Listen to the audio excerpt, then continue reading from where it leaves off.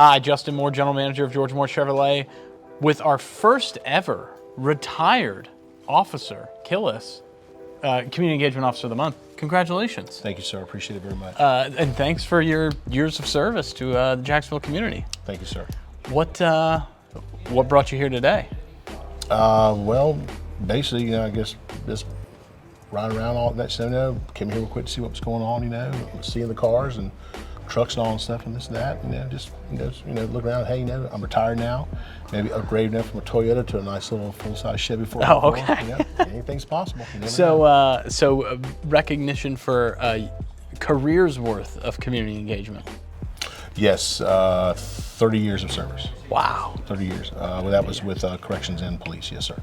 That's awesome. It's exhausting. It sounds. It was, as I've always said before, it was when I retired and I did my farewell send-off on the radio. As I told myself, it's been one heck of a ride. It has been. I've seen a lot of things, done a lot of things on stuff, and it's the good thing about the job was that it's variety. You never know. You're never bored. You're never bored, and you learn real quickly when you're on them streets and all the days that it is quiet. You learn to never utter those words. Man, it sure is quiet. Is there a day or an event in your career that stands out as the best, most feel-good, rewarding event in your career? Wow, 30 years. Yes, sir. I'd say probably one of the most rewarding events of my life was probably when we had got a call. Call went out. It was an individual. He was sitting on the Wonderwood Bridge. And the call went in that we had a person on the Wonderwood Bridge that was fixing to, it was threatening to jump the bridge, was wanting to commit suicide. And the call had went out, and I was the first officer on the scene, rolled up there. He was sitting just on the railing of the bridge, get out of the car, approached me, hey, what's going on? Base tells me, he goes, don't come any closer, because I'm fixing to jump. Like, okay, so we radioed it in, got everything secured off and all, whatever. And he was determined. And I sat there and I talked to him and built a rapport and all stuff like this and made him feel at ease. And I said, listen, I said, if you give me a chance, I'll get you some help. And the guy, he vented, I've got this going on in my life, with my injuries, with my family and all stuff. I said, listen, all I can do is, I can't promise you what the future's gonna hold, but I promise you this, if you come off that railing and allow me to help you, I'll get you somewhere, get you some help, get you some resources to call wise, we'll get you some food. And you could tell he was starting to develop the trust in us. So he's like, I said, you just gotta trust me. And he came off the bridge, we got him secured, got him the help he wanted and all stuff. We went and got him some food, got him in there all. And the ironic part about it was like a few weeks later, I was working off duty downtown and I saw the guy walking down the street. I recognized him. And I called his name out and he recognized me. He went to me, he said, I want to thank you for what you did for me that day.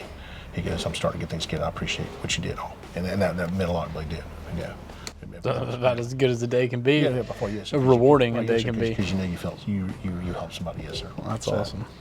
How has the daily responsibilities, expectations, and public perception of a police officer changed from when you started to what it is now? Even then, if you approach somebody, whether it be a traffic stop or anything that way it goes, or just a simple encounter, they respected you. There wasn't none of this, I want your sergeant, I want your badge, or there was none of this defiance whatsoever. And I think now, because now between social media and all stuff and all, everybody with phones and cameras, all that stuff and all, and what people are being taught in school, what people have seen, with everything, with the all these groups and organizations, about trying to, be against the police and all stuff, and people are reading that and taking that into, as being gospel. This may come as a surprise, but there's a lot of people publicly that don't like people like me too. I can never see that in me in years. No, sir, no, yeah. There's some people that don't like us either. Yeah, all right, so now that you are a peer and a fellow citizen, what would you like other fellow citizens to know about police? Wow, that's a long list there. I would say probably the first and foremost is that no matter what you see or hear on the news and the bad publicity and all that and all, we all have a job to do, and we're even though we are in a position of authority, we are also human beings as well. We have families, we have children, we have loved ones. we have feelings, you know. So this, and when you walk by an officer and you make some, whether it be a rude comment or something smart or whatever they're trying to make, just put them down, just think as a joke, you know, that joke that you're making to that officer, whatever it is, or you might be talking bad about him or her, might be the same person that night that's coming to save you when somebody might be bringing your house, or that might be the person that's responding to your traffic crash trying to pull you out of that burning car. So it's a job that everybody is able to do while it goes, and the men and women that do it and make that decision in life to do this job and put that badge on their chest and that gun on their waistline and go there and enforce the law always goes and put their life in the hand that when they walk in the door every day, there's a chance they may or may not come out their family and all.